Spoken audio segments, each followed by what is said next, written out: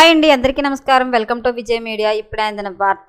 కేంద్ర ప్రభుత్వం ఉద్యోగులకు మరో శుభవార్త అయితే చెప్పింది. సో దానికి సంబంధించిన పూర్తి వివరం చెప్పడం కోసం అయితే నేను వీడియో చేస్తున్నాను. వీడియోని ఎక్కడ స్కిప్ చేయకుండా పూర్తిగా చూడండి. అప్పుడే నేను చెప్పే సమాచారం మీకు బాగా అర్థమవుతుంది. అలాగే వీడియో నచ్చితే కనుక వీడియోకి లైక్ ఇచ్చి మా ఛానల్ సపోర్ట్ చేయండి. ఎవరైనా మా ఛానల్ కొత్తగా చూస్తున్నట్లయితే కనుక తప్పకుండా సబ్స్క్రైబ్ చేసుకోండి. అప్పుడే నేను పెట్టే మరిన్ని అప్డేట్స్ అన్ని నోటిఫికేషన్కి అయితే వస్తాయి. అలాగే వీడియోని లైక్ చేయడం వల్ల వీడియోని కొంతమందికి రీచ్ అయ్యి ఇన్ఫర్మేషన్ మరికొంతమందికి అయితే రీచ్ అవుతుంది. సో లేట్ చేయకుండా ఆ వివరాలు ఏంటో చూద్దాం. అసంఘటిత రంగంలో పనిచేస్తున్న వారందరికీ ఎంప్లాయీస్ ప్రావిడెంట్ ఫండ్ పరిధిలోకి తీసుకువచ్చి సామాజిక ఆర్థిక భద్రత కల్పించేందుకు కేంద్ర ప్రభుత్వం కీలక నిర్ణయం తీసుకుంది. ఈ మేరకు ఈపీఎఫ్ఓ ఆధ్వర్యంలో కొత్త పథకాన్ని ప్రారంభించినట్లు కేంద్ర కార్మిక ఉపాధి మంత్రిత్వ శాఖ మంత్రి మన్సుఖ్ మాండవీయ తెలిపారు. అదే ఎంప్లాయీస్ ఎన్రోల్మెంట్ స్కీమ్ 2025 కంపెనీ యాజమాన్యాల స్వచ్ఛందంగా అర్హులైన ఉద్యోగుల భవిష్య నిధి సంస్థలో నమోదు చేసేలా ప్రోత్సహించేందుకు ఈ స్కీమ్ తీసుకొచ్చినట్లు చెప్పారు. ఈ కొత్త పథకం కింద అర్హులైన ఉద్యోగులను ఈపీఎఫ్ఓలో నమోదు చేయడంతో పాటుగా యాజమాన్యాలు గతంలో ఉద్యోగి వాటా భాగస్వామ్యాన్ని జమ చేయకపోయినా దాన్ని చెల్లించాల్సిన అవసరం లేదు.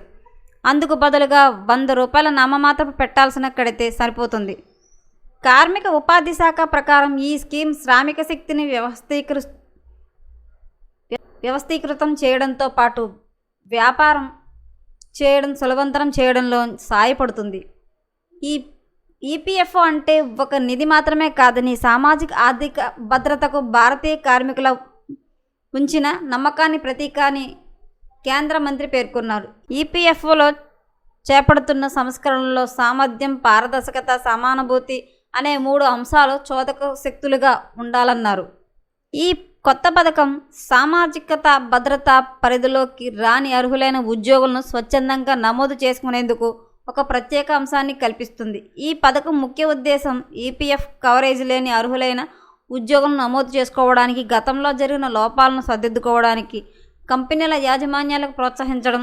ఈ స్కీమ్ నవంబర్ 1, 2025 ప్రారంభంగా 2026 ఏప్రిల్ 30 వరకు అందుబాటులో ఉంటుంది. 2017 జూలై 1 నుంచి 2025 అక్టోబర్ 31 మధ్యలో ఉద్యోగుల్లో చేరి ఈపీఎఫ్ఓ కవరేజ్ లేని ఉద్యోగులు అర్హులు. ఈ కొత్త స్కీమ్ 6 నెలల పాటు అందుబాటులో ఉంటుంది.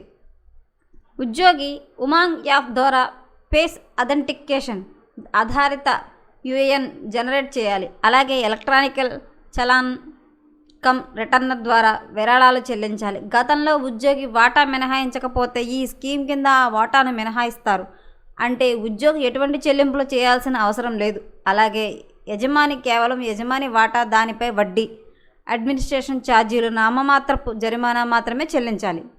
సాధారణంగా ఈపీఎఫ్ఓ నిబంధనల ఉల్లంఘనలకు భారీగా జరిమానా విధిస్తారు. కానీ ఈ కొత్త స్కీమ్ సమయంలో ఆలస్యం లేదా నమోదు చేయడానికి కేవలం ఒక్కసారి ₹100 చెల్లిస్తే సరిపోతుంది. ఇది 3 ఈపీఎఫ్ పథకాలకు కలిపి వర్తిస్తుంది.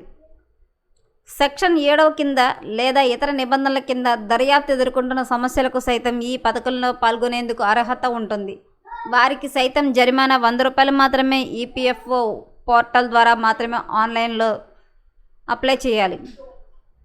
ఈ పథకం కింద నమోదు చేసుకున్న లేదా ఉద్యోగులను ప్రకటించిన యజమానులను ప్రధానమంత్రి రోజ్గార్ ప్రోత్సాహన్ యోజన కింద ప్రయోజనాలను పొందడానికి కూడా అర్హులు చెప్తున్నారు. సో ఎప్పటికప్పుడు మరిన్ని అప్డేట్స్ కోసం మా ఛానల్ తప్పకుండా సబ్స్క్రైబ్ చేసుకోండి. Thanks for watching.